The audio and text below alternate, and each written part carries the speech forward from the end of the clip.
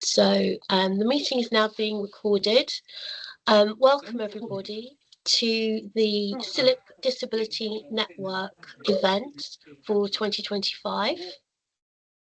Just check everybody's got their mics off, if that's okay. It's really great to see everybody here, so thank you so much for coming. Just a few housekeeping issues. As I've said, the event will be recorded. The slides will be shared by all the speakers, apart from our colleagues at the Business Disability Forum, who will make their slides available to CILIP members only. So if you're not a CILIP member, unfortunately, we won't be able to share those slides with you. But if you are, we will be able to do that. We will be putting the recording up on our CILIP Disability Network page, and links to that are all in the Padlet. And the recording of the Business Disability Forum probably won't be on that recording. So what you'll see is just the event today, but without those speakers. So there is a live Padlet in the chat. As I've said, you please have a look at the questions, the comments, add your thoughts. You can post anonymously if you want to, or if you don't want to, you can add your name. It's always good to hear from you. We really want to know your thoughts. I just want to do a really big thank you to the committee who've made this event happen. We have Catherine Finch, who's done fabulous work with our Padlet, invites, newsletters. So thank you so much, Catherine. Yasser Hanif, who's also helped so much with the event. Helen Alper, who has contributed so much. And also our other committee members, Anna Adcock and Heather Berry. We are always looking for people to join us. You really don't have to have a lived experience of disability, maybe just an interest in disability, in supporting your colleagues. And we'd really like to see you join us. There's lots of posts and areas of interest that we can help cover. If there's something you particularly want to do, social media, marketing, promotion, all of that kind of stuff. So do get in touch and let us know if it's something you'd like to get involved in. So I'm just wondering, have we got Louis with us? Yes, I'm here. Hello. Oh, Louis, amazing. Thank you so much. So to open our event, we're really, really delighted to have Louis Coffey-Gunn, who is the CILIP CEO. Louis is responsible for championing CILIP members and the whole library, knowledge and information profession. Louis has worked in government, research organisation, professional associations, universities, trade bodies and the press, and his social media handles are there available in the Padlet for you. So I will now hand over to you, if that's all right, Louis. Thank you so much, Morgan. Thank you to the rest of the committee. I know it's a lot of work putting these things on, and thank you everybody who's made the time on a Friday afternoon before Christmas to join this session. It is a really great programme, so fantastic to see it all come together. I've got a couple of slides to share, which are a bit of a special preview of our upcoming 5-year strategy, which is launching in January. I probably can't share them afterwards with anybody, even CILIP members, if that's okay, but they'll be in the recording, but that will be out in the wild in January. And then we get to the more important bit, which is a bit of a discussion with colleagues. So I did post some questions in advance. Thank you everybody who engaged with those on the Padlet. I have had a look at those responses, but let's have a discussion shortly. And if people have any further thoughts over the weekend or during the event later, I will have a look at them on Monday. So do feel free to add any further thoughts after I've spoken, if you want to. So yes, let me just share.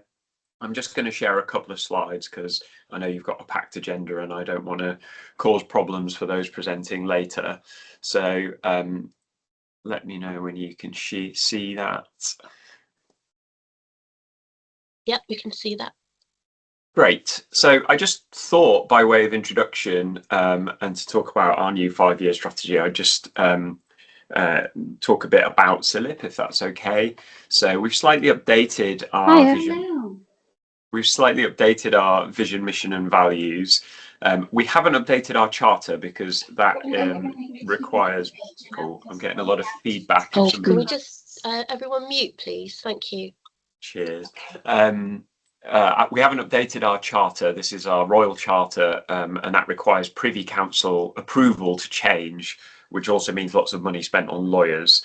So the text there on the left is a few years old, and although some of the language feels a bit archaic, actually it's quite a useful modern charter in many ways. It gives us a lot of flexibility, and that basically sets out what CILIP as a charity needs to do. And the thing that I always focus on there is we exist to support you in the profession so that you can benefit the public. And that's why our new strategy is called Empowering Impact. It's very much about how CILIP empowers you and has a positive impact on you, so that in turn you can grow your positive impact on all your different service users wherever you work across the profession. In terms of the vision, mission, and values, the vision and mission have updated slightly.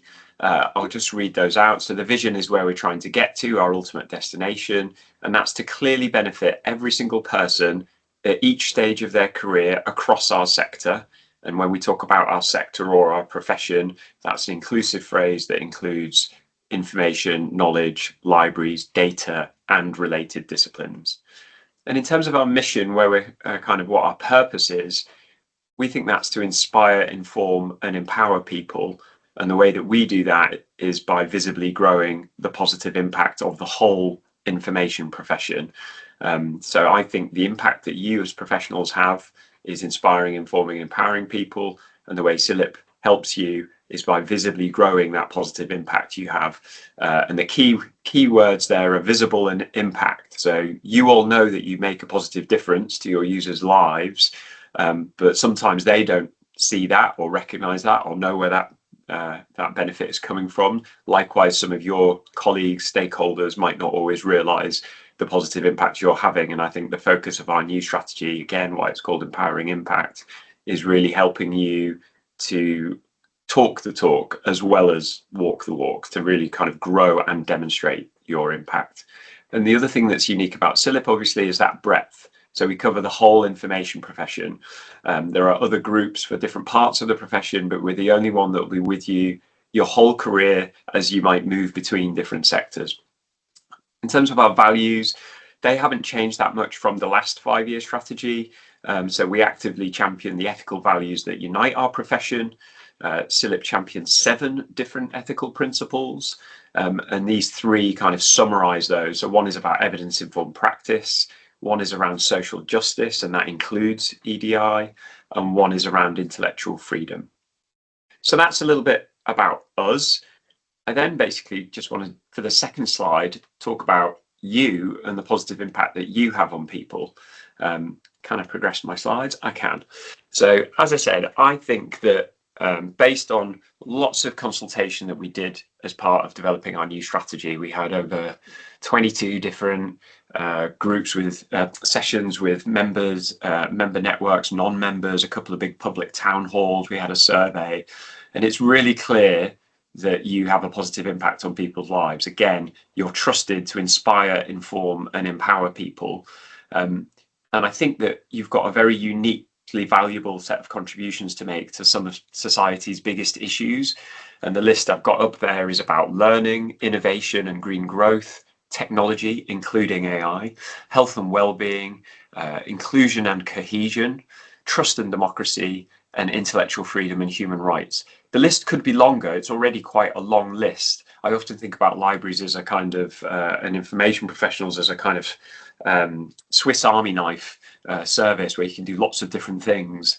I think also there, the reason that we're trusted is because we impartially enable equitable access to the whole world of high quality data, information, knowledge, research and culture.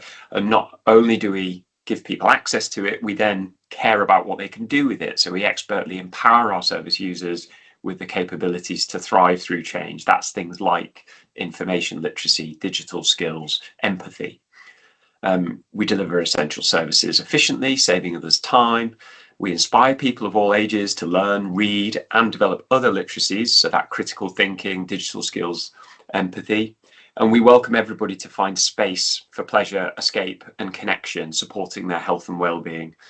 And we're also a values-driven profession, and always has been, and CILIP's always been part of that. So we promise to hold true to our enduring ethical foundations, whilst also evolving, so that our services. Two slides there that I wanted to share. One a bit about CILIP, and one a little bit about the positive impact that we see that the profession delivers. The full strategy will be out in January. It will go to members first and then out to the public. So I really look forward to getting any views on that from that point. So let's open it up for discussion. When I looked at the responses on the Padlet, maybe I'll stop sharing so we can see each other. When I looked at the responses on the Padlet, there was the main thread was about a kind of training, basically. And I just wanted to hear from colleagues who wanted to talk about training, exactly what you meant by that, and what kind of training you think that CILIP should be working with this group and other groups on. So I don't know if anybody wants to either respond to something I've said or talk about that topic that was already on the Padlet. I'm going to be quiet now. Are there any participants who want to ask or develop that training question? I mean, I know for myself, Louis, it's definitely something I'm really interested in because it comes back certainly in our trust. I'm based in an NHS trust, and the themes are people really want to do something to make a difference, but they often don't know what. It's a little bit like, you know, they want to say the wrong things, do the wrong things, and that holds them back a bit. So that's certainly my perspective. I don't know if there's anything else anyone wants to ask about on the group. Thanks, Maura. Can I just, sorry, Yasir, Maura, could I just ask, when you say training, who's the training for? Is it for members? Is it for users? Is it for colleagues? Tell me a bit more. I think it really flows from what you were saying about empowering us to empower our users. So from my perspective, I think it's very much for the library staff who you're working with, but also that's also going to include patrons as well. And we sort of see such a wide range of people, I mean, you know, in all the different types of sectors. So I think it's just feeling confident with talking about disabilities. That's certainly where we are in our trust. It's just making an everyday conversation. It's not something that's difficult or you feel you're going to fall into a trap or something and upset people. I think that's certainly from my point of view anyway. Yeah, thank you. Yasir, sorry. Oh, you're on mute, sorry. There you go. We have the Oliver McGowan training as the only mandatory training that deals with issues like disabilities. So it'd be good to have, you know, some other disabilities represented in mandatory training. This is particularly among NHS staff and particularly patient-facing staff.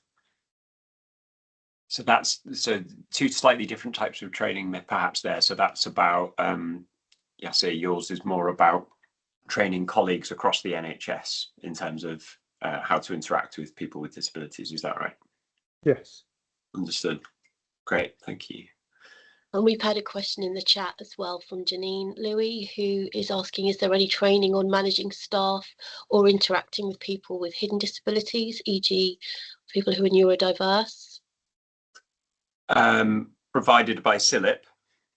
Yeah, I mean, we certainly are part of the Sunflower Scheme here, which is, you know, all about the, you know, hidden disabilities, making the visible, the invisible visible. But I know neurodivergence is a huge hot topic, and we do have Joanne Fitzpatrick speaking today about that. But yes, maybe Janine, if you want to expand a bit more on your question. Yeah, it's just sorry. Hi, Louis. We've got a member of staff who is neurodiverse, and I've asked in the trust, and there isn't a lot of information on or training available, and I just wondered if it was something that could be looked into by CILIP, unless you know of any training elsewhere. So with that and some of the other comments, I wonder to what extent you're looking for something from CILIP versus from your employers. And in some ways, the strength of this network and some of the other CILIP diversity networks, and we also have a member-only group called CDEG. So those are opportunities to share resources amongst the community, and that doesn't necessarily need to be something produced by CILIP. So, for example, I'm sure amongst those of you listening today, you're aware of good examples of the training that is provided. So I almost, as I'm listening and I was reflecting on some of those responses in the Padlet, I almost wonder if there's a kind of a mapping exercise to work out what training do you think is needed by people with disabilities within the profession, what's currently available, and have a conversation about which ones you think are particularly good. And then there may be some gaps that are presented, and then when you've got kind of an idea of the gaps, then we could have a conversation about, well, how do we fill those gaps? Is it about us partnering with you? Is it about trying to find a funder to develop new training? Do you know what I mean? There's different ways to fill the gaps, but one of the strengths of being part of an association and having these kind of meetings and this kind of network is to share resources, because you'll often find the expertise and the knowledge is already within this group, and that's not just about those of you with lived experiences. It's also just having that kind of hive mind and that wider network. So I'd really, you know, if you think there is a need there around training, let's try and map out where we think the gaps are. Let's identify ones that are particularly good practice and share those. I mean, again, we're a network of networks, so we can help with that. So if you think, for example, all kind of managers in all settings should know about a particular type of training, that's the thing that we can then push out through our communications to colleagues working in all different types of sectors, because obviously we have different types of groups. This one is a member and non-member diversity network. We have special interest groups, we have sector groups, we have regional groups. So we're a real kind of community of communities that can spread things and also gather things. But yes, if this group thinks there's a potential gap around training, it would be good to explore that with you and understand, you know, what's good practice and where there are gaps that we might work together to fill. And yes, thank you, Debbie, my colleague, flagging some existing training support. That's great, Louis. Thank you. And basically what you're saying there is really popping up in the chat as well, people offering lots of options for training that's going on. So that's really great. Thank you so much. Any more questions for Louis?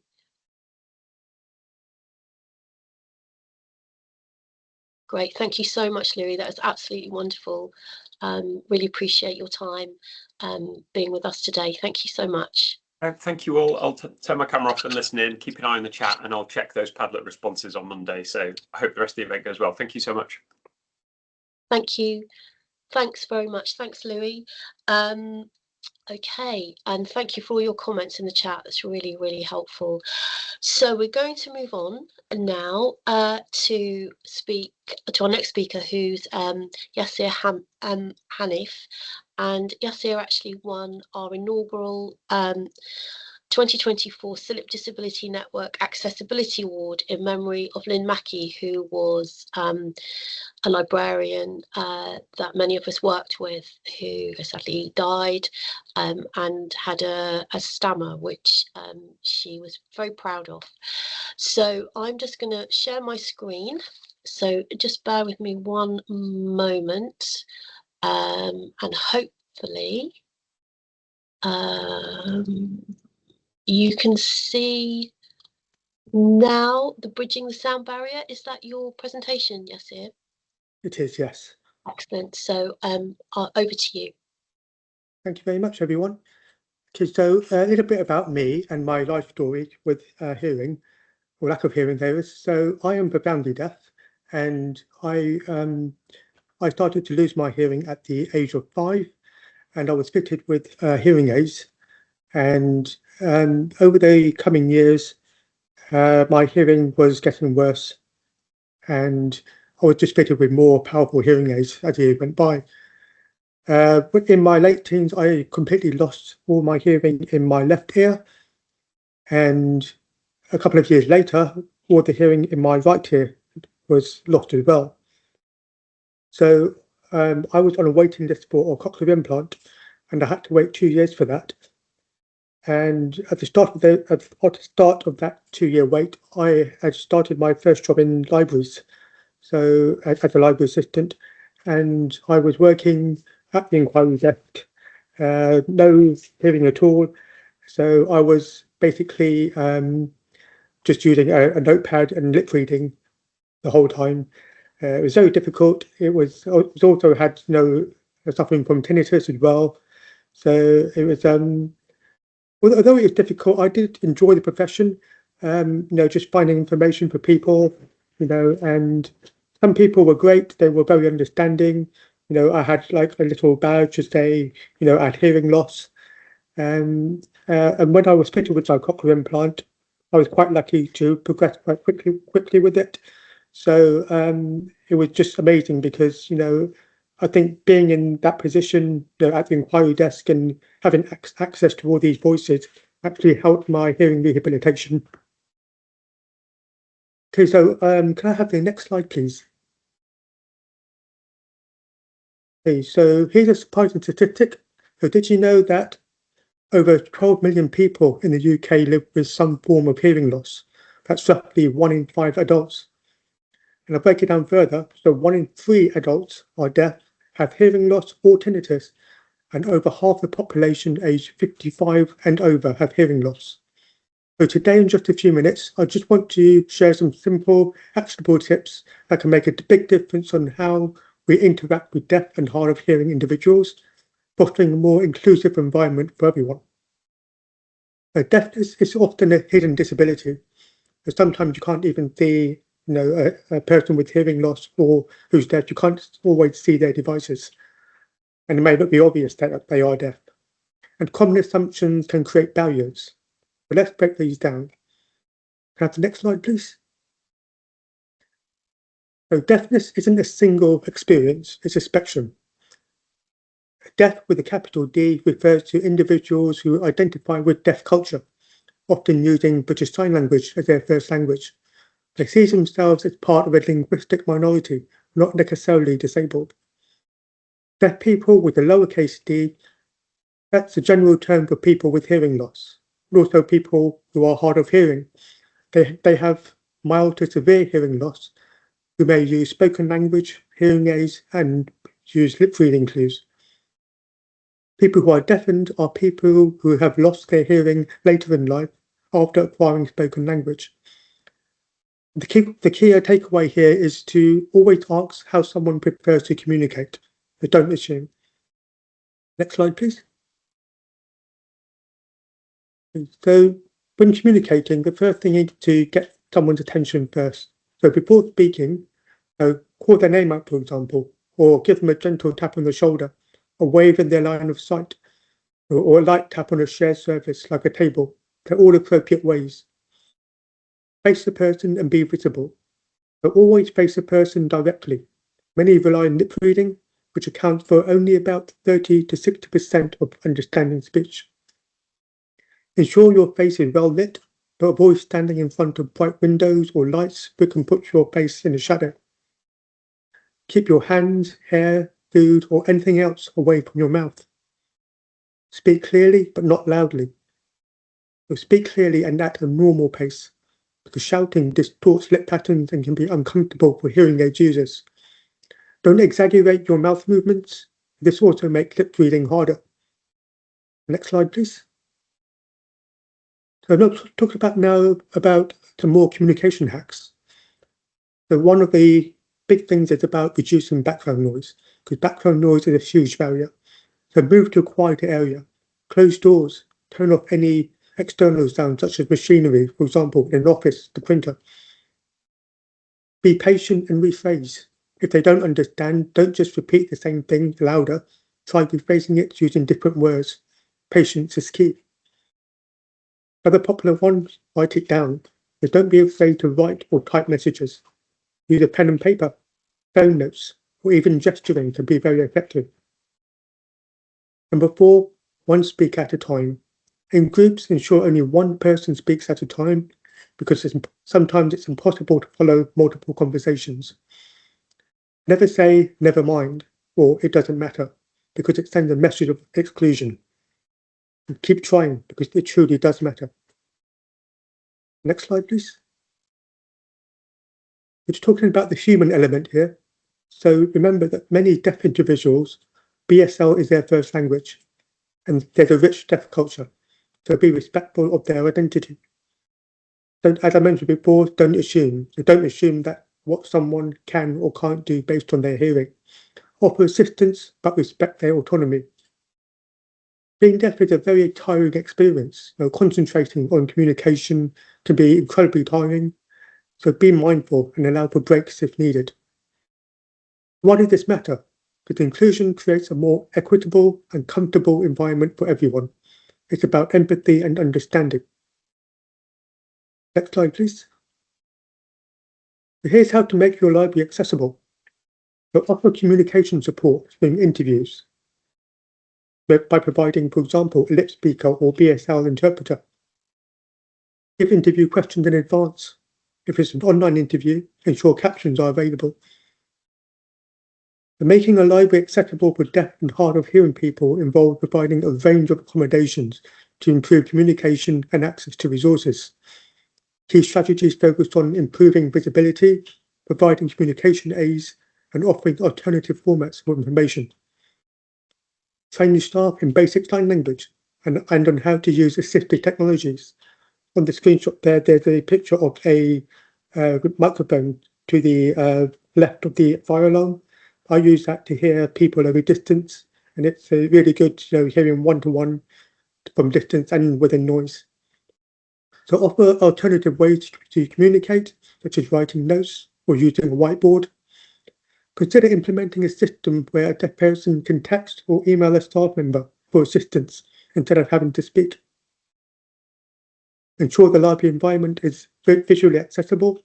Use prominently displayed visual alarms for emergencies, such as flashing lights for a fire alarm. Provide clear, well-lit signage throughout the library. A good practice is to have a dedicated quiet space to minimise background noise and echoes, making it easier for those with hearing aids to discern speech. Allow a deaf member of staff to choose where best to sit in a meeting. For example, they may want to face the main speaker or avoid bright lights behind the speaker or being away from background noise. Consider the position of desks for the deaf member of staff. Make sure it's well lit and away from background noise. When holding team meetings, use plain English. Speak calmly, clearly, and one at a time. Explain any acronyms. In online meetings, ensure there is no glare on screens and that everyone uses a headset microphone for better sound quality. In terms of technology and services, so provide assistive listening devices such as hearing loops, also called induction loops. These transmit sound directly to a user's hearing aid. Make sure that public access computers have captioning software installed and that library-hosted videos or events are captioned or subtitled. Offer sign language interpreters for special events or workshops upon request. And deaf people may have their own assistive technologies. In terms of the library's collection and programming, make sure the resources are in formats that are accessible to deaf and hard of hearing people. This can include digital resources with subtitles, and when hosting events such as author talks, consider providing a sign language interpreter or lip speaker to ensure full participation. We'll talk about some of the challenges faced by deaf people in terms of library staff in the workplace. So most people who are deaf or have hearing loss often feel stressed at work because of the barriers they experience due to their hearing loss. People will worry they'll be treated unfairly at work if they disclose their hearing loss. Hearing loss and deafness contribute to some people deciding to retire early. There can also be challenges in booking communication support, such as British Sign Language or lip speakers. It can result in colleagues being left out of team meetings or events. Background noise can be distracting and tiring, and some people may struggle to tell different sounds apart. Next slide, please. But this is a call to action, so you can pick one tip from today and try to incorporate it into your daily interactions, because even small efforts can make a big difference. In terms of resources, there's lots of information out there. I highly recommend checking out organisations like the Royal National Institute for the Deaf, the National Deaf Children's Society, Con Evans, which are experts at providing deaf equipment. You can also try learning some basic British Sign Language. And to end my presentation, I'd like to pay a tribute to Lynn. I first met her at my previous job for a day at a Gaming for Libraries workshop, and we were put into groups and given a chance to try these various board games that help with learning medical terms, for example. And at the time, I was using a remote microphone, and every time I gave Lynn the microphone, I told her if she could please repeat back anything that's said within another group, or return the microphone to me when we reconvene in groups. And every time that happened, she never failed. And I remember her well for that. And also admire the advocacy she did with regard to her stammering and her cancer journey. Her social media channels are still accessible. So along with the award in her name, her legacy will endure. And thank you very much for your time. Oh, it's wonderful.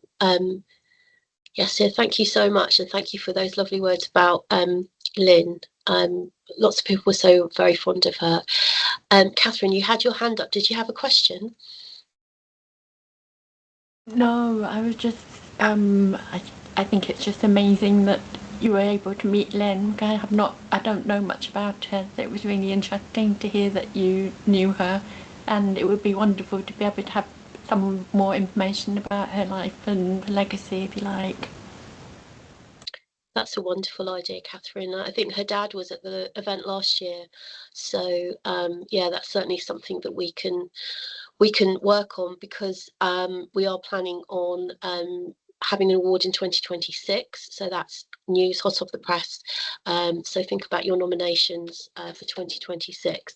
But I can see that we are already running a little bit behind time, so can I just thank you again, Yessa? That was absolutely wonderful, and we're delighted to have you as our inaugural award winner. And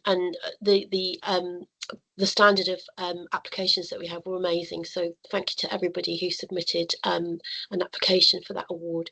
So Joanne, if you're ready now, I'd love to go over to your presentation, if you would be okay to share your screen, and while you're doing that, I'll just introduce you. So Joanne Fitzpatrick and her colleague Andrew Walsh were the other winners of the CILIP Accessibility Award in memory of Lynn Mackey, and this was more for a group.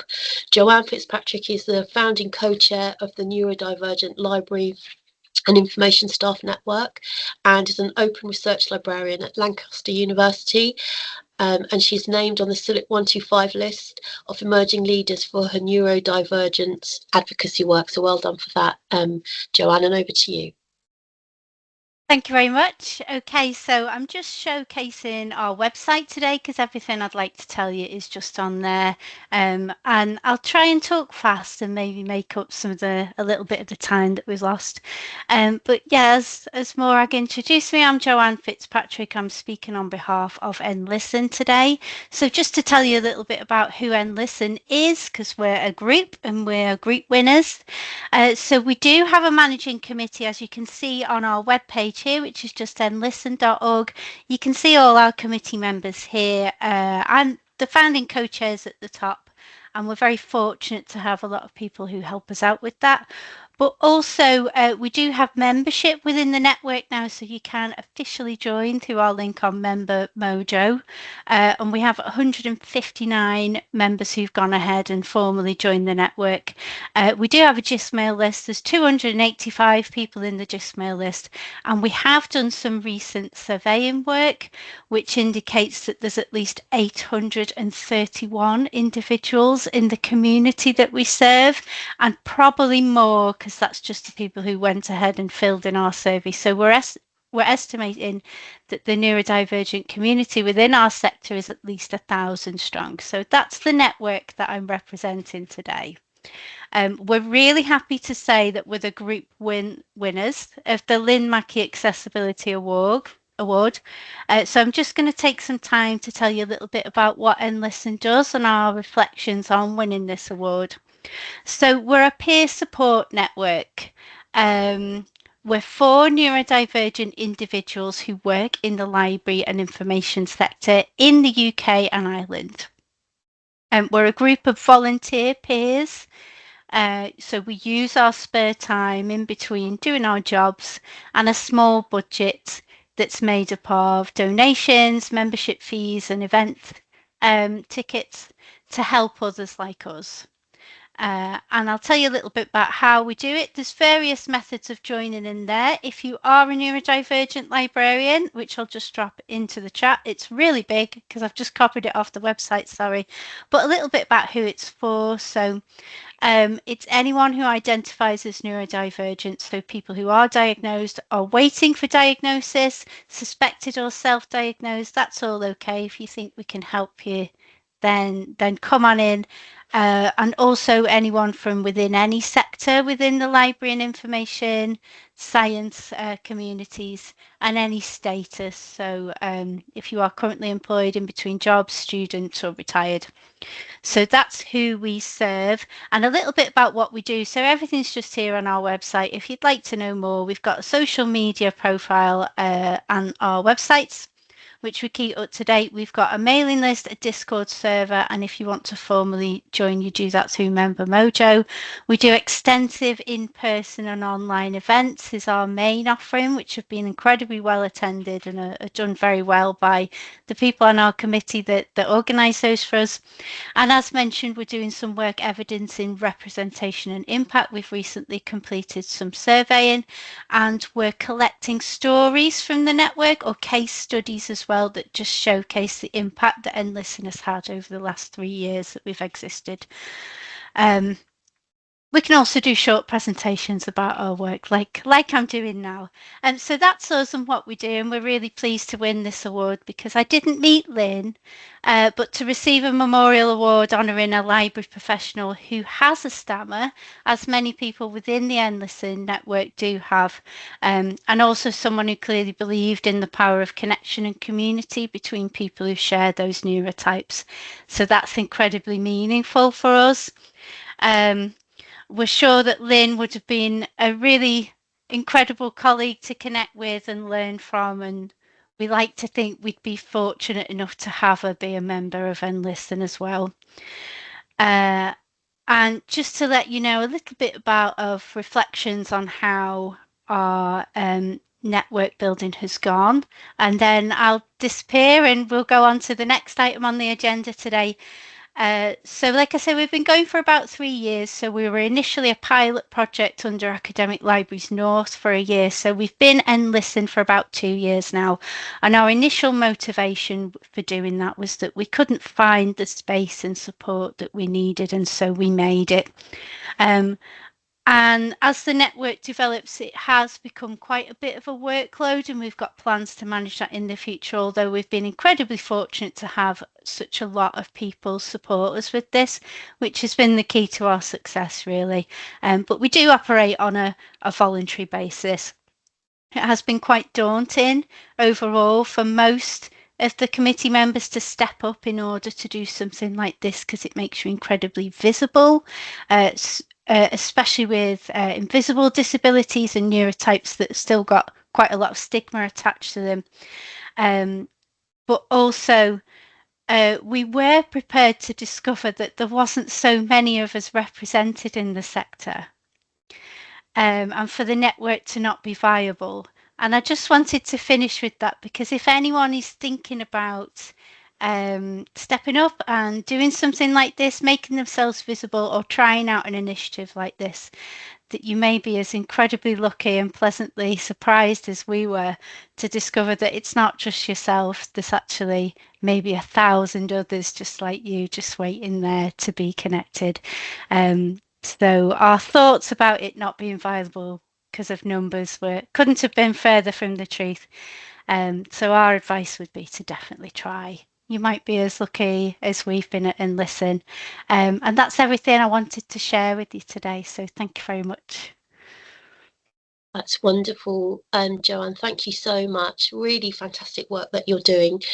Really appreciate your time today. Lots of applause and hearts and that for you and all our speakers. In the interest of time, can I ask if any questions for Joanne just go in the chat? And then if Anita's ready, we'll move on to our next speaker. If you're okay to share your screen, please, Anita. We're very lucky to have Anita Grist with us today, and she's talking about recruitment and disability. Anita is a senior HR consultant from We Are Lock, and she's been a senior HR professional for over 20 years, with experience of leading HR teams and running her own HR consultancy. As a senior HR person, she has a passion for helping organisations create happy, healthy and high-performing workplaces, which sounds absolutely amazing and fantastic. So over to you, Anita. Thank you so much for joining us. Thank you, Morag. Thank you very much for the lovely introduction, and just a little bit more about myself, really. So today I'm going to be doing a presentation for you on confidence in recruitment. So I've been recruiting for many years, and it was really interesting actually to hear Yassir's event of obviously he's deaf and working in the workplace, and I've worked with companies such as the Shaw Trust, who particularly work with employees who might be struggling to find a job because of a disadvantage. It may be that they've got a disability, it might be that they've just coming out of prison, it might be that they're just coming out of a long-term sickness, for example. And I think it's really interesting because I worked with a deaf colleague at a company I used to work at, and it was lovely working with him. We introduced lots of adjustments in the workplace. It was a high risk recycling plant, so we had a lot of risk of fire, and we had some adjustments on the back of his high vis. We put I am deaf. We budded him up with someone to make sure that he was always going to be safe in the workplace. So it was generally very rewarding working with him. So thank you, Yassir, for your account just now.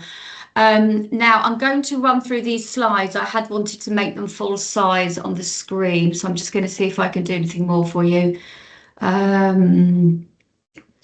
I'll leave them as they are, I think, just for sake of time. So confidence in recruitment. So just as Morag said, I work for an employment law firm. We provide HR advice, we provide training, we provide recruitment assistance, etc. So I'm really pleased to be here today and have been asked to come and talk to you about confidence in recruitment. So this is interesting, following on from Louis's introduction, who he said that, you know, everybody in the room today is providing a uniquely valuable contribution to society. And so certainly in your recruitment experience, whether you're an interviewee or whether you're a manager who's interviewing, you're all contributing to that value in society. So today's session is going to be talking to both of those two types of people in the recruitment field. So I'm going to be covering the legislation covering discrimination.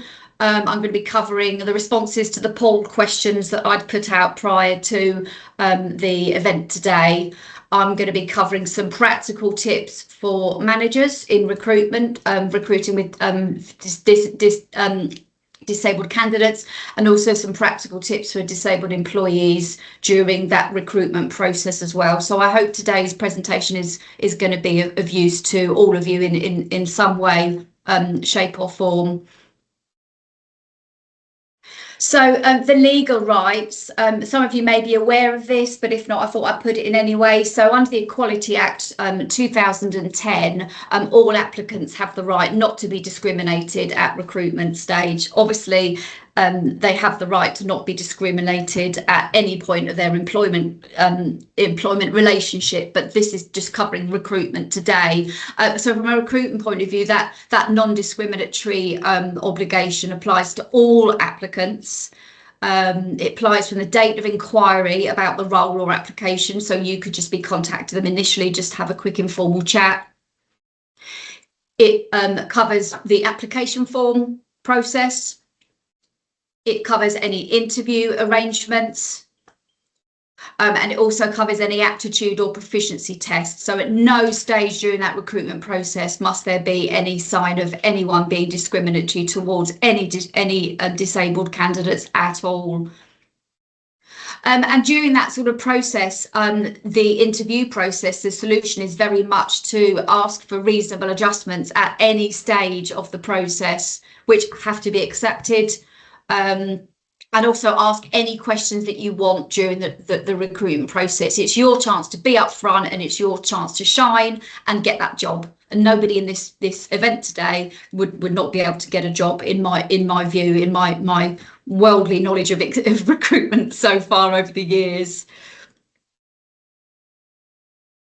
So the company have obligations as well under the Equality Act, and they can only ask limited questions about health and disability at the application stage. So again, this applies to all applicants.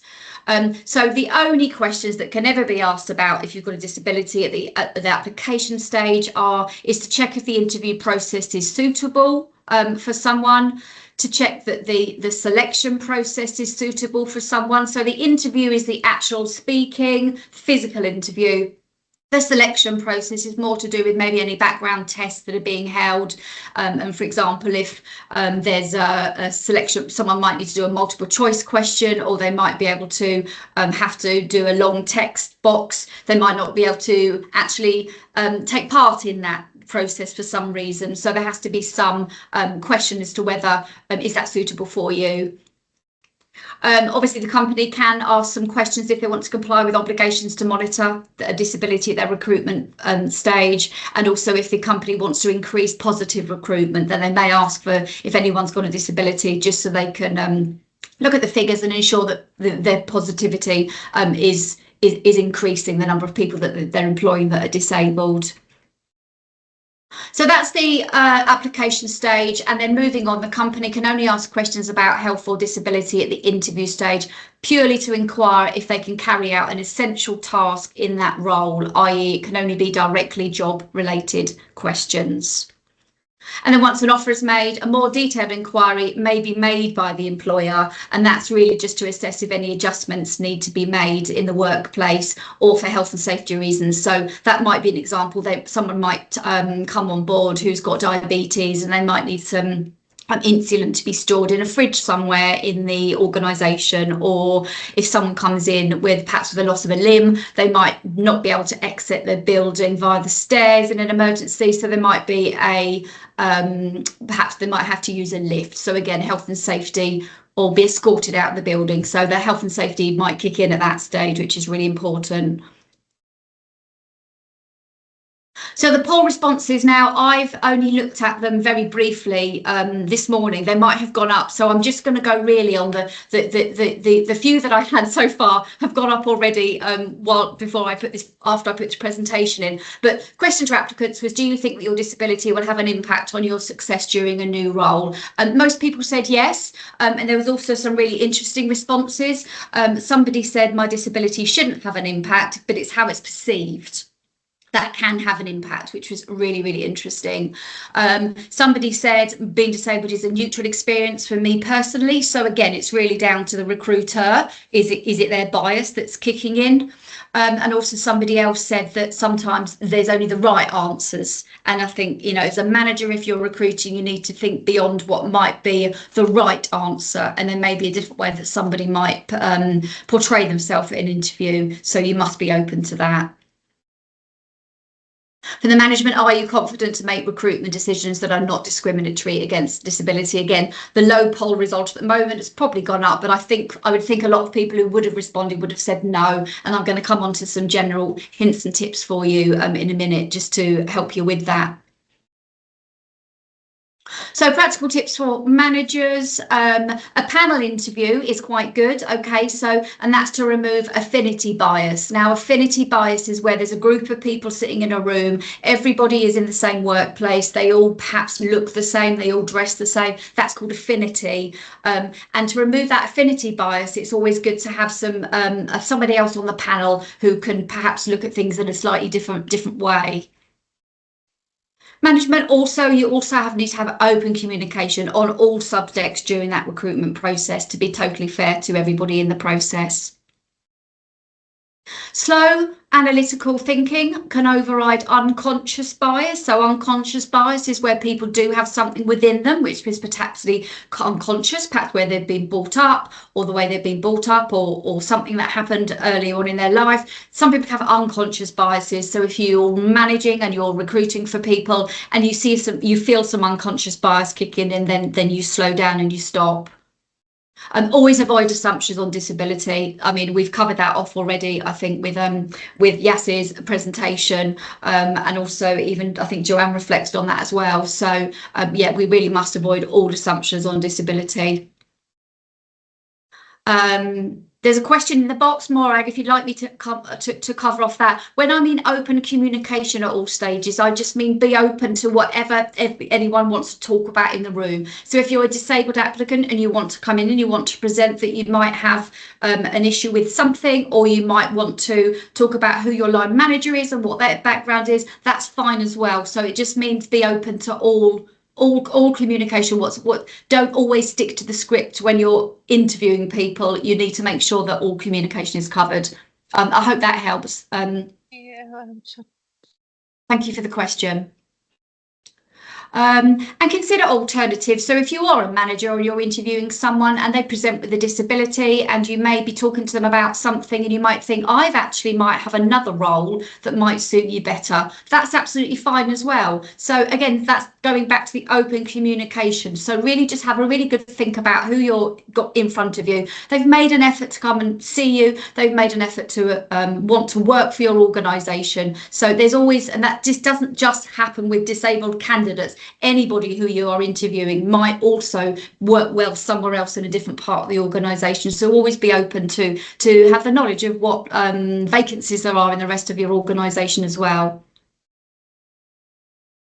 Practical tips for candidates. So this is to anyone who's applying for a job. This isn't just disabled candidates, but general advice. Be confident in your approach and make sure you emanate that confidence. And you know, thank you for the feedback for the people who did the poll questions with me. And I really did feel that confidence coming through from you that I'm going to go for that job and I'm going to want to get that job. So that's really, really fantastic. Open communication on all subjects, two-way relationship with the communication, make sure that everybody is being open and fluid during the interviews.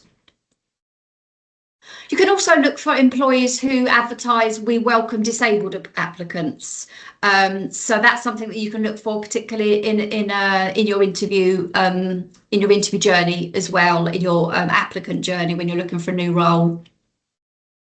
Make sure you promote your skill set and identify your strengths in that interview. You know, unfortunately, sometimes in an interview, you've got one chance to do that. So make sure you prepare, take along everything that you're really good at, really strong at, and make sure you cover those off. And question anything that you want to when you're in that interview process. That's your time to ask questions.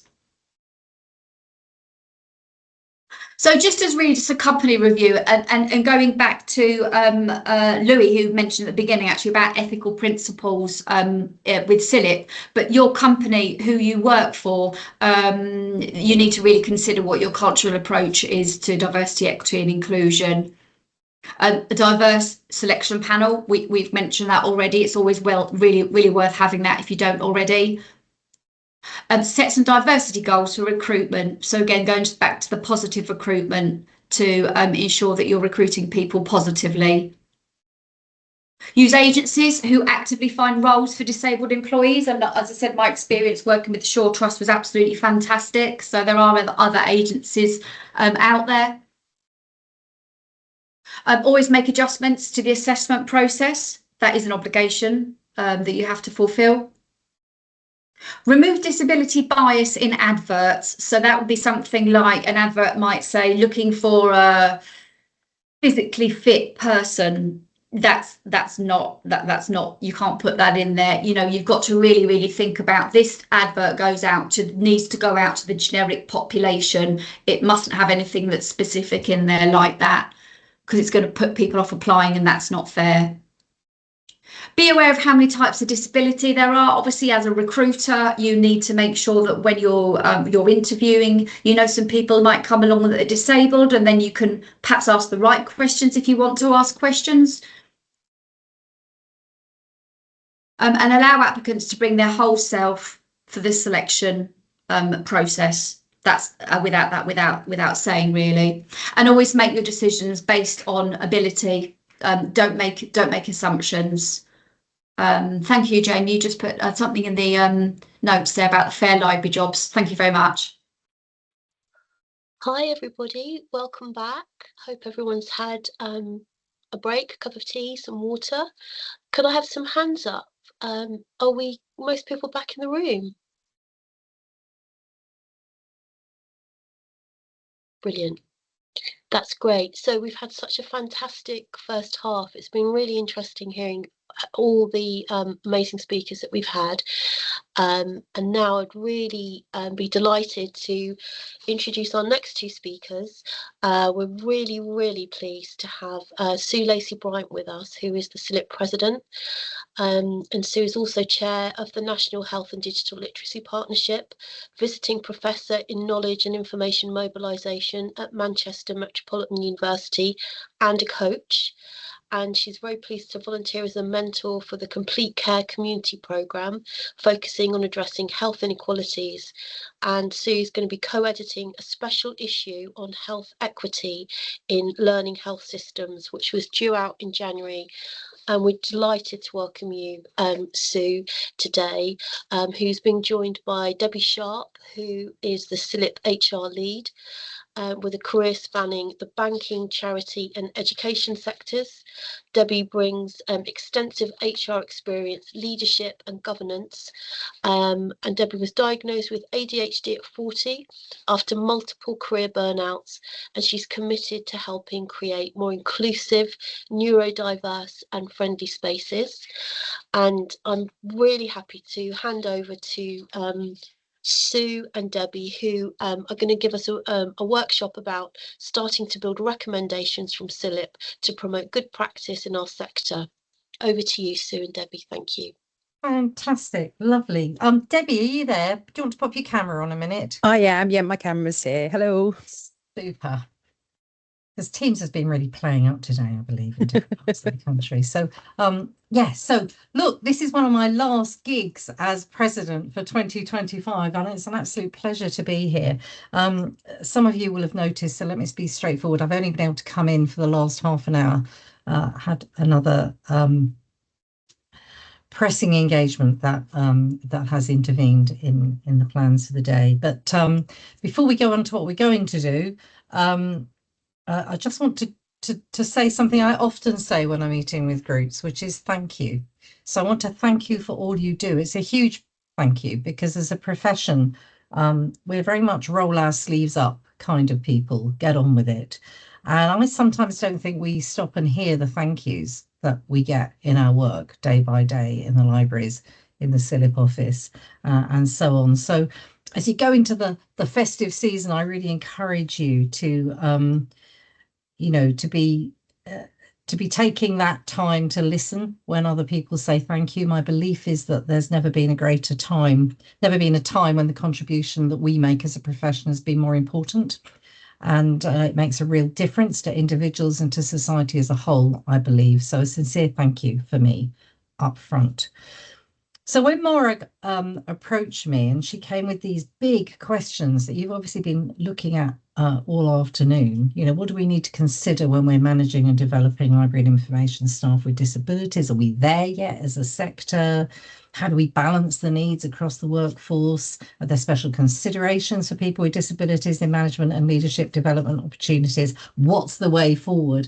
Do you know what? I really did scratch my head, and I thought, well, are we there yet?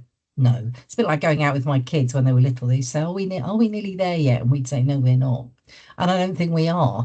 But just from what I've heard in the last 35 minutes, I am astounded at what a brilliant programme this has been, and the expertise that you've brought together in the room. And I think this is an incredible starting point. and which tells us actually that, you know, that there's so much that we can draw on. So I'm really, really impressed. It's not to say that I don't believe it's unbelievably hard out there. Of course, I know it is. So I'm going to whip through some slides. I too am conscious of the time. I'm going to whip through some slides and then I'm going to hand to Debbie to speak a bit more. And then depending on how much time we've got, I think we'll start to come together as a group and say, well, is this something that CILIP can help pull together some things around with this group?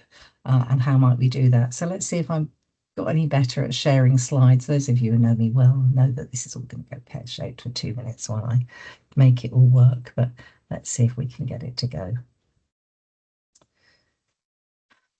I'm looking at what I might share. Look again. CILIP Disability Network Final, it's called. Let's try. Debbie, can you see that? Yep. Perfect. And if I just go from presenter beginning, yeah, you can see it. Yep, perfect. Are you seeing my notes as well, or just the slide? Just the slide. Well, you know, it's got to be good for the end of a Friday afternoon, hasn't it? So, okay. So the way that when we were planning this and we spoke with the group's organisers, we thought what this might be about at this end of the day, and you've heard all this stuff this afternoon, fabulous presentation, so I can hear you referencing back to others too. Well, in terms of promoting good practice and starting to build recommendations from CILIP, where might we start? So this is what we're going to try and do in the next few minutes. I'll just, you can see that, I'll just move that. So just pick up some things from the questions we put in to the Padlet beforehand. And Debbie's going to do more on that, and then we'll have a bit of a discussion and think about what next. And it seems to me that just from what I've heard today, there's been an awful lot that could be encapsulated, that presentations will be shared, and there's a lot that could be encapsulated anyway. Sorry, it's not just getting the slide to work. No.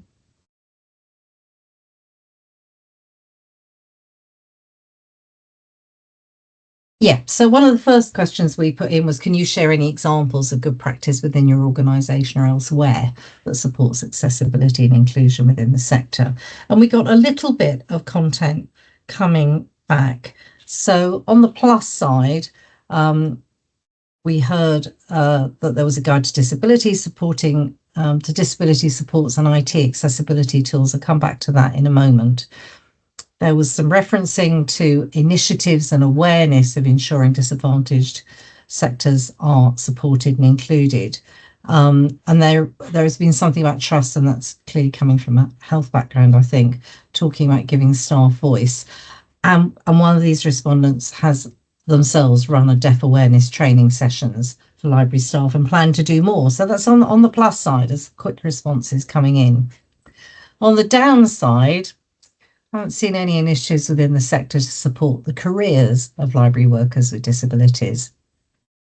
And references actually to a comment above that a lot of workers don't disclose their disabilities, so they struggle. So I think some of these questions that I've seen in the chat and hearing elsewhere about mapping and so on is difficult. That's challenging.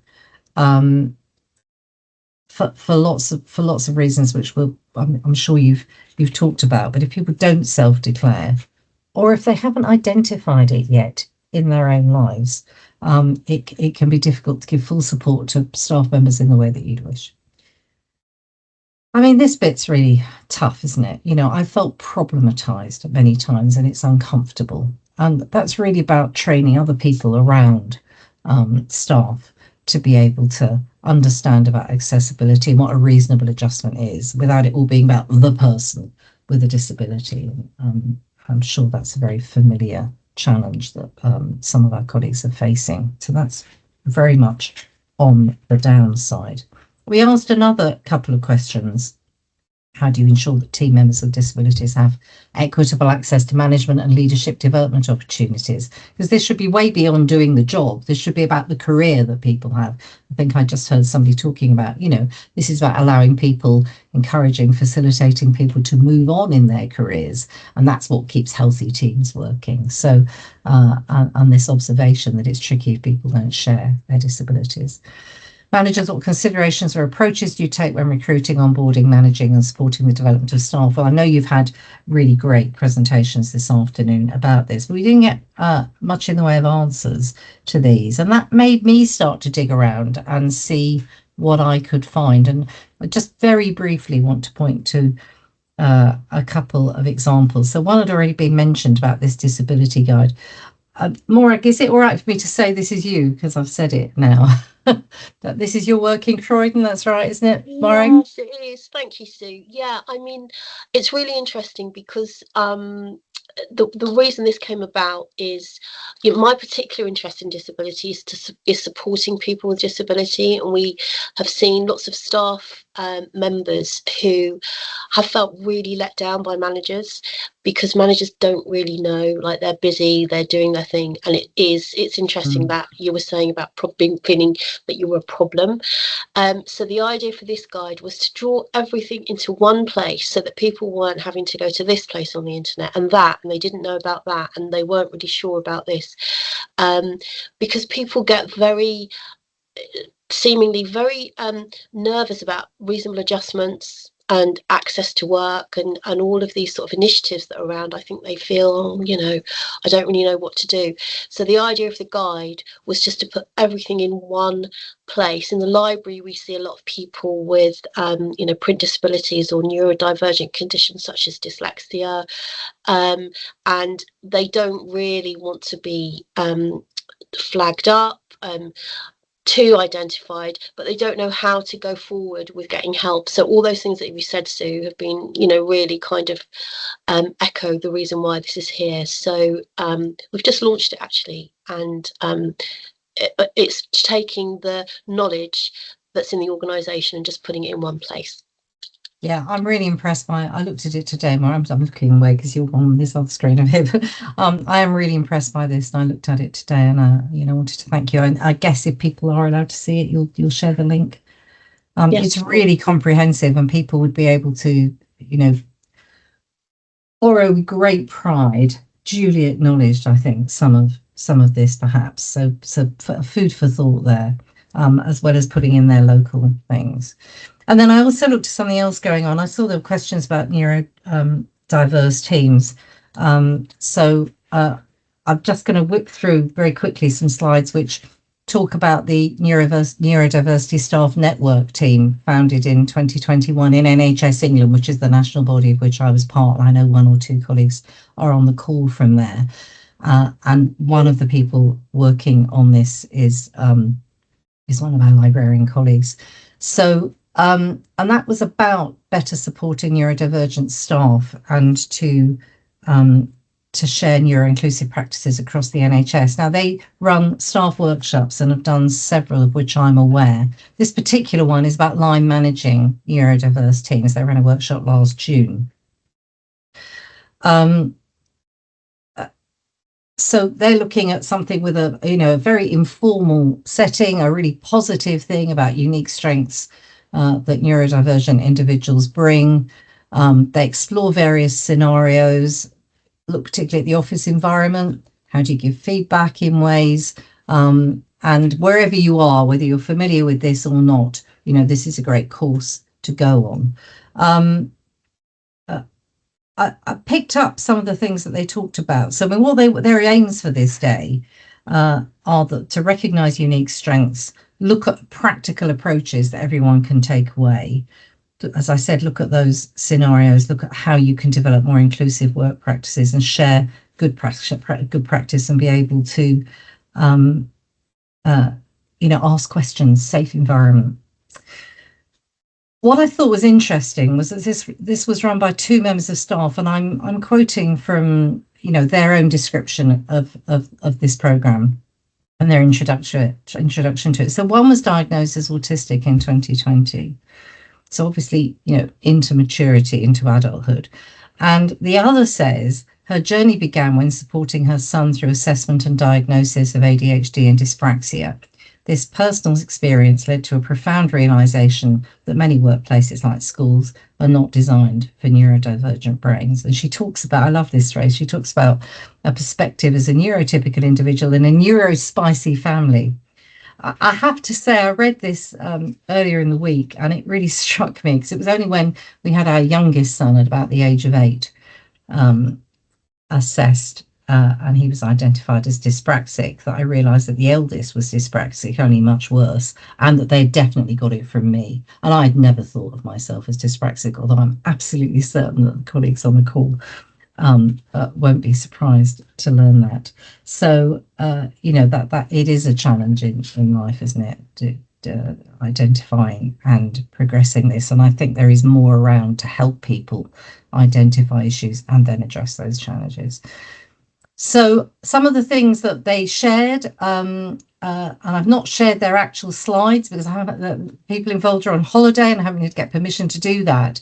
There is more detail behind this, but I'm just showing a bit of what some of this stuff looks like. So they gave an example of a staff manual. And this is a sheet that they recommend managers use with all their staff. Well, why wouldn't you? You know, what are the conditions I really like to work in? You know, what do I need to be my best? What are the best ways to communicate with me? What do I love doing? You know, what else might you want to know about me? So some of those answers might be, well, I'm someone, if I've really got to concentrate, I've got to switch the email off. You know, so conditions I like to work in, depending on what the task is.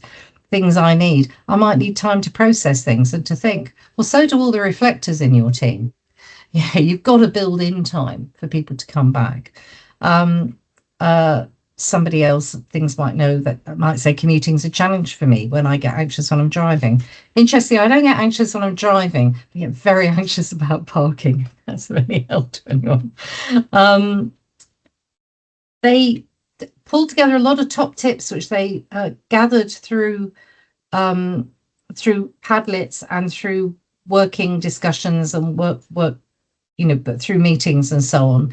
And there were just 2 examples, and there's detail behind all of this. I've just put a tiny set of examples in. The lighting's too bright may cause migraine, similarly walls, problems with hot desking, all sorts of issues. Similarly, top tips for a neuro-inclusive team days, you know, wanting to get stuff ahead of day, thinking about the room environment, how to get everyone involved. What struck me about all this was that these were all things that I thought good managers would be doing to make things work well for all their staff. Obviously, some particular adaptations and considerations to be understood, and I think that's where the kind of manual that Morag has put together is really excellent, and the kind of discussions we've had. But when you're trying to appeal to a manager who doesn't get this, I mean, to some extent, some of this is about how you make things work for the whole of your team as a time without distinguishing between people. So I'm going to hand over to you, Debbie. And do you want to do the Chris Whitty thing and say next slide? I can take control if you like. Please do. Yes. Now, can you do that, or do I? Yes, I can. Look, I've given you control. It's not often that people get that, is it, in life? Over to you. Thank you very much. I can't actually see how to move the slides forward now, though. Yeah, I had the same trouble. Is it on your keyboard? Maybe. Right, I will work on it. Okay, hello everybody. Thank you for inviting me, Sue, to talk at this. So I'm doing a bit of a short spotlight today, focusing on some practical and cultural shifts that can support inclusion and accessibility in our workplaces. And it's particularly around disability and neurodiversity, but as Sue just mentioned, oh, I've lost the slides now. Sue, where have you done? Okay. Where you should be able to share now, yeah? The slides have gone. Okay, then I need to go back to sharing for you. Okay. Okay, I'll have to do Chris Whitty then. Sorry. It just disappeared. Yeah, so I'm going to be building on some of the feedback that many of you have shared before the session. So did you want to go on to next slide, Sue? Thank you. So as Sue put up, you told us some concerns. We asked those 3 questions before the session. And the quotes really highlight that while their intentions are good, culture in some places can feel unsafe or unprepared. And if someone doesn't feel that they can share or feels like a burden when they do, we have to ask ourselves as professionals, what kind of environment are we creating? Now, I work in HR, as it's been explained. I'm the head of HR at CILIP, and I think Catherine has just put in the chat about leading change from the top down, about supporting our managers. And one of the biggest things that we have to do is support our managers to be able to support our staff. And I have seen firsthand when staff feel that they can't share, they have a disability.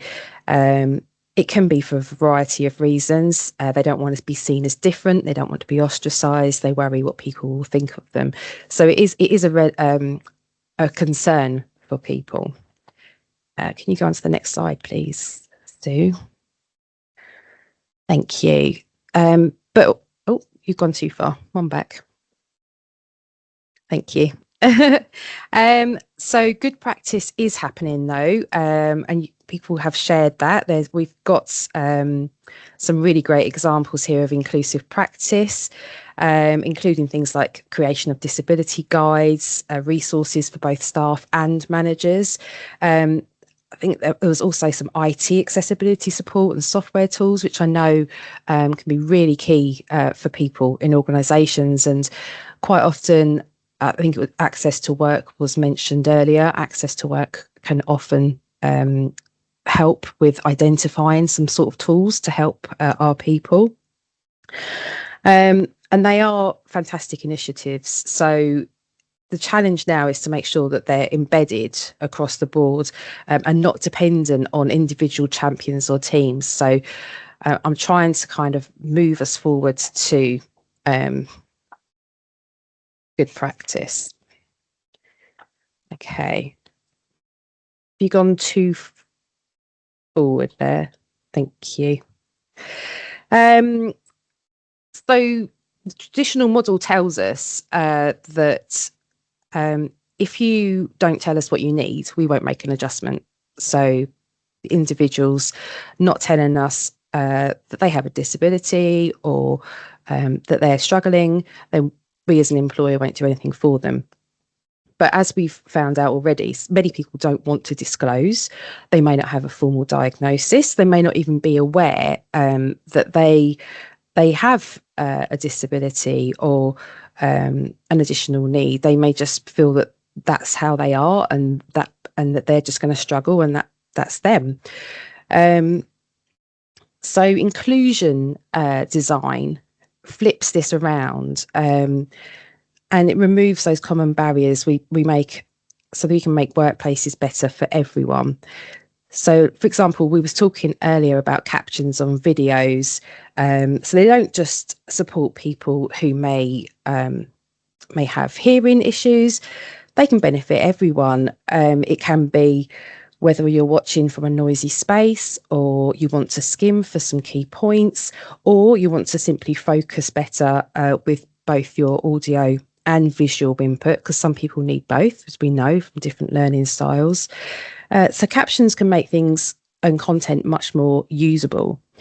And earlier, Yasir was talking and spoke about people talking over each other can be quite difficult, especially for people who are hearing impaired. But that can be anybody who struggles with that. If you're neurodiverse and you've got, you're in a meeting and you've got somebody talking over somebody else behind you, you sometimes our hearing goes to what the other conversation is, and we will lose focus. So it is about being inclusive for all, not necessarily thinking, well, I need to make my workplace right for this type of person or this type of person. It's about thinking about how these practices can basically be embedded into everyday culture. Okay, next slide. Thank you. So I was thinking about some practical things that we can put in place. One thing that I personally, as part of my work, have been researching recently is inclusion passports. And I just want to be clear that these aren't just for people with disabilities. They're basically for anybody. It's a bit similar to what Sue showed earlier. About how I like to work, anything you need to know about me, those kind of things. But it could be really supportive for someone. So say we've got someone with caring needs within our team, or we have someone who's just had an injury, for example. If we're not asking the questions, we as employers don't know how to support these individuals. And I think a lot of it is around being able to have these discussions in an informal way that doesn't highlight just you're just focusing on one person within the team. So if we're trying to make it inclusive, we're trying to bring it in across the team and recognizing that everybody has different needs, everybody has different strengths and requirements for their work. We talked earlier about one of the earlier presentations was about recruitment and looking about inclusive recruitment. So I wasn't going to cover back over that, but we can look at the onboarding processes. So about flexibility from day one. If you start a new job and you are going into meetings with several different people in the first day, that can be overwhelming, and that could be overwhelming for anybody. If you're neurodiverse, that can be particularly draining, and to the point that you might feel quite exhausted by the end of that day. So how can we make our onboarding more inclusive? We could spread it out over a period of a few weeks. We can include different kinds of activities. We can reduce long online training modules, which I know we have to do. Employees have to undertake these modules. It's part of our onboarding, but they can be quite dry. And if you're doing them all in the space of a week, that can just be absolutely exhausting. And you're not going to get the information into people's heads because they're just not going to be able to focus. So it's just thinking about things, about different ways of how we can look at onboarding. So one of the other areas we were looking at on our Padlet questions was about roles into leadership and development. And we do assume that development is there for everyone, but in organisations, it's not always equal. Some staff don't feel confident putting themselves forward. They feel that they may have additional needs that the organisation are not going to meet, or it's going to hinder their application, or they're not going to be seen as the right person for the job. So we should really be actively nominating staff for opportunities and starting to recognise people's strengths. Everyone has different strengths in organisations, we know that, but it's looking at what strengths people can bring to these roles. And it's very similar to some of the recruitment practices that were spoke about earlier. So if we're trying to bring someone into some sort of leadership training, for example, it's about providing time for them to review the documentation beforehand so that it can be embedded, give them some more like maybe a mentor within the organisation to talk them through any concerns. There's lots of little things that we can do to support people into these senior roles. And then one final good practice from me is just using plain language in meetings, providing visual agendas, using captioning on videos, offering written follow-ups is something that I've learned in my role, especially with individuals who are neurodiverse, but not always those individuals. It could be anybody. It's more about making clear what our expectations are and that they haven't misunderstood what a discussion was. So I do champion that with my line managers about follow-up writing of what the conversation was, what the next steps are, just for clarity and to support that individual. Next slide, please, Sue. Thank you. So very quickly, I've had very recent example here for you. We had a recent all staff day where everybody in our organisation came in. We're normally hybrids, and everybody came into the office. And I already had spoken to a member of staff before, and I knew from them that they would get anxious about having so many people about, the noise, all the different things, like her chair being moved, for example, was one thing, because we was actually all coming into the office. All those different areas that someone may struggle with. So it didn't take me long. And I know managers say they struggle with time, but it was a 5-minute conversation. It was just to let you know everyone's coming into the office, check that you're okay with this. We discussed a quiet space option and provided reassurance if she needed to leave at any point, then she could. And that was welcomed. And then that also helps in me building trust with that employee for when I have to go down more formal consultations about anything HR related in the future. So again, it is just about making these small changes. Next slide, please. So coming to the end now, so you won't hear my voice much longer, thankfully. So inclusion's not a policy, it's about day-to-day behaviour of the organisation, line managers, and again, it does start from the top down. It's how it's modelled throughout an organisation. There is a role in HR there to support line managers with best practices, find training, and provide this guidance.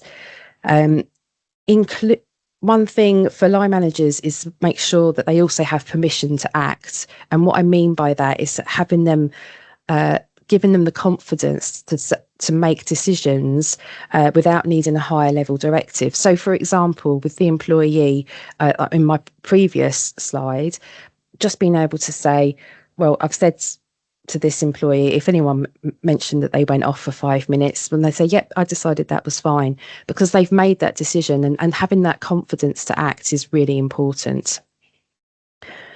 Next slide. Thank you. So I've already started pulling together some ideas for next steps if you're looking at maybe trying to create an inclusive workplace. Nothing needs to be overhauled overnight. It's a starting point. It's something to consider for organisations to start moving forward towards inclusion. We're not all going to get it right. One of the biggest things I say to my staff, to my line managers, is that I'm not an expert. I will go out and I will talk to other organisations and I will look for support. And sometimes we get it wrong. And there's no harm in that. It's about owning up and saying, right, we've tried this was wrong, let's move on. So just sort of put some ideas there for you. Next slide, please, Stu.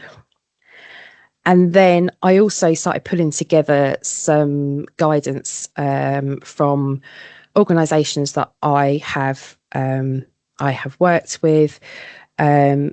I didn't put Business Disability Forum in here or Listen because I knew that they was presenting today. So these are like additional to that. So Exceptional Individuals is one that I have worked with personally. They have given me coaching as part of an Access to Work scheme. So I've received support from them, and they actually provided line manager training as well, which I know came up earlier in the call. And then also Inclusive Employers, they also offer guidance around inclusion passports if anyone was interested in that. And I've put links in this, so when the slides come out, then you can have the links there. And the last slide, please, Sue. Thank you. So as it was shared at the beginning, I was diagnosed with ADHD just over 5 years ago now. Before that, I worked in environments where I was masking constantly. I didn't realise what was going on with me. I was trying to keep up. I didn't feel that I was managing. I was exhausted, and it did result in a couple of serious burnouts over my career span. And during that time, no one ever asked how I was. They all assumed it was something else, like, oh, I was obviously up partying all night, or something to do with my children. That's why I'm so tired. That's why I'm struggling. And that is what really shaped my work going forwards. When I realised that there was reasons for how I had been, I really wanted to commit to support within the workplace, and that is how I've shaped my work now going forward with CILIP and in my previous roles. And I think the key point for me is, if anyone is struggling with how they work, how they process, how they interact, regardless of whether or not there's anything defined as a disability, why wouldn't we want to support them? Thank you, Sue. That's it. That's from me. Debbie, thank you so much for bringing your voice to the room. Clearly this is personal for you, and thank you for sharing your experience as a manager and your personal experience. And I think you echoed and probably cemented some of the things that have been said through the day.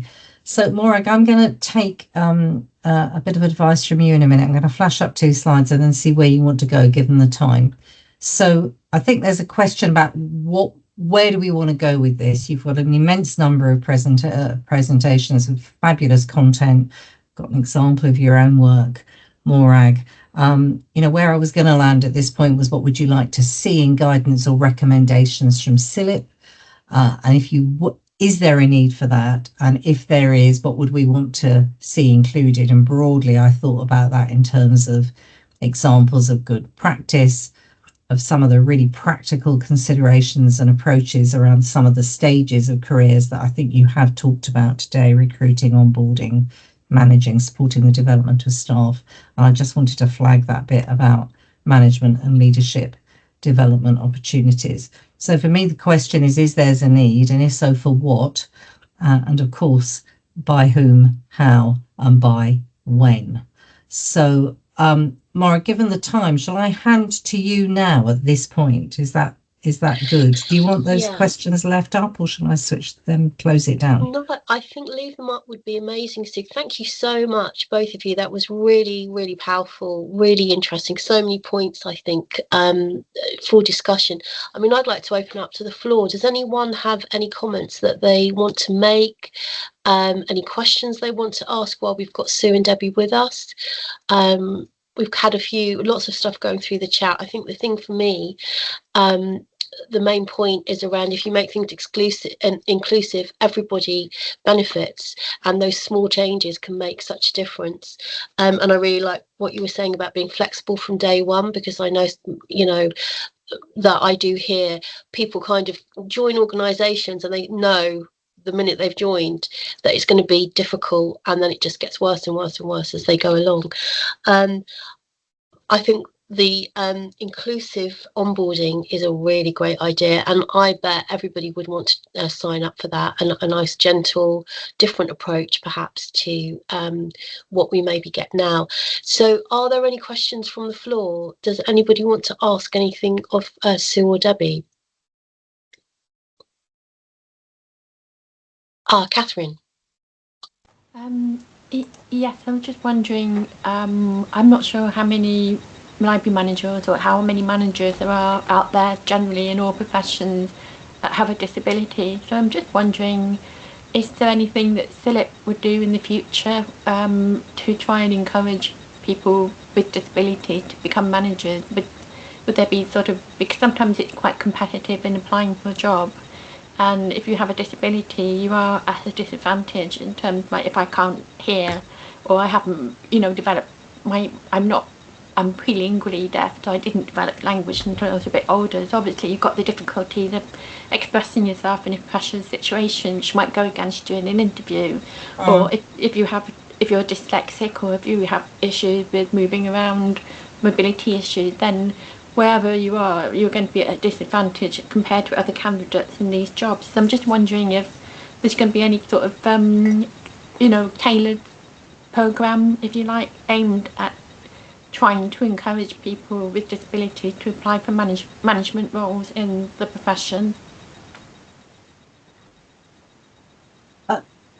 I mean, I think the answer is there's nothing in. Sorry, I think the answer is that there's nothing in train. If you were speaking to me from my in my former role where I engaged with lots and lots of library staff, I probably would be encouraging you to engage with the development and OD leads within your organisation and having this conversation with them.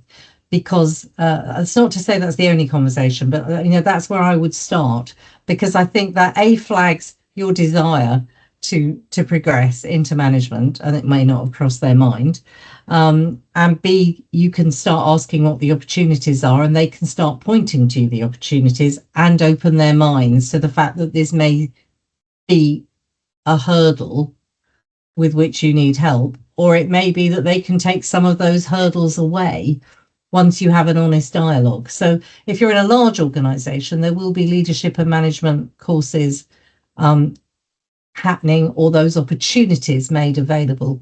Less so right at the moment. Finances are very tough, but it would if I'd been in that position and you were coming to me as an advisor, I would say pursue what's on your patch first of all. Then I think I'd encourage you actually to be talking to people in this network who are managers. And I think it might be I've seen various points about mapping, but I think what would be really good would be to, I've just seen your note, Yazir, I'll come to you in a moment. I think it would be really useful to be perhaps doing a hands up, who's a manager within this group, Morag, and would they be up for doing some mentoring? And that might emerge into something more formal. But I think mentoring by managers within the group would be a really strong place to work. And I don't know whether you know Sam at Basingstoke Hospitals, but Sam is deaf and uses certain forms of assisted technology to do her job. At a meeting, she'll make sure that she's in the right place and that we're wearing the right things. I mean, I did a session on last week with library school students, and there's a chap there who's deaf, and he's got a special microphone that is his, and he comes and gives it to you when you're about to speak, and that helps him. And nobody batted an eyelid, nobody was embarrassed.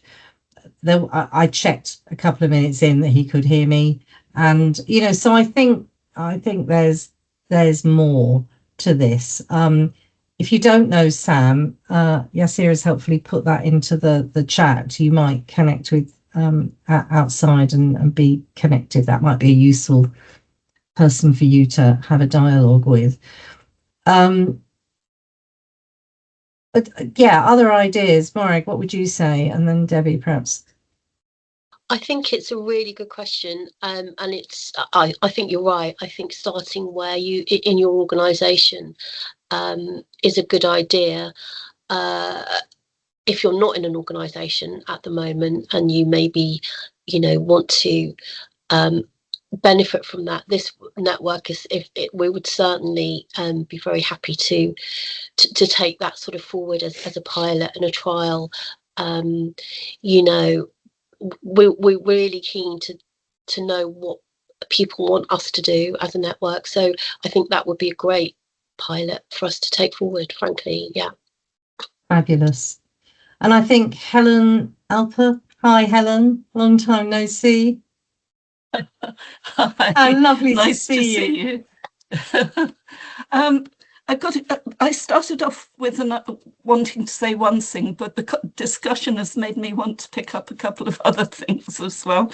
I mean, following on from what you were already saying, I think it's really important that we know about managers already. And in the interests of sharing, I've been wearing hearing aids for the last 5 years, but before that, my hearing was fine. I guess the central line finally did for me, but so I can kind of relate to what we've been discussing. So I think it's really important. There are probably managers out there that have some sort of disability now that they developed, perhaps even while they were already managers. And I think we'd all be very happy to share that. But I wanted to mention the inclusion passport. Oh, and by the way, I know Sam because I worked with her. Anne Morag had just left, I think, but we at St George's, so it's we all float around, don't we? Same places. The inclusion passport, I think that's a brilliant idea because we have a Bart's ability passport at work, but it's very much for people who want to self-identify or let people know that they have a disability. But I think to turn it on its head and call it an inclusion passport and include all the other things where somebody has got issues they want to be considered, great. Anyway. I like that. And I think as well, you know, I mean, this group is very much, of course, it's great for people with lived experience of disabilities, but people who don't have disabilities, there's so much to learn.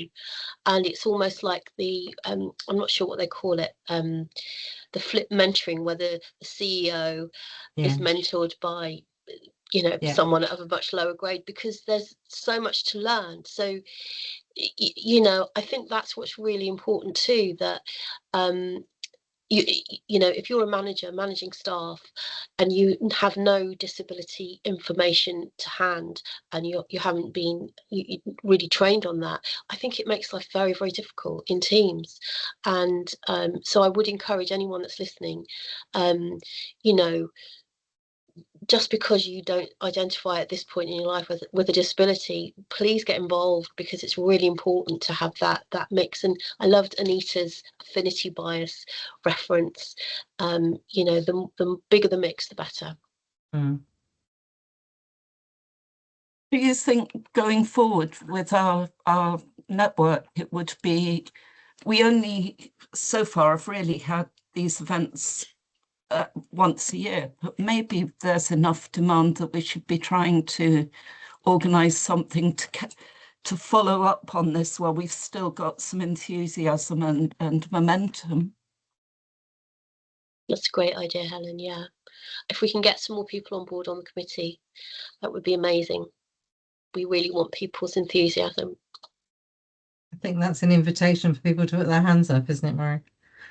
It certainly is. It certainly is. I mean, we're 1 minute over time. Thank you so much to everybody for presenting.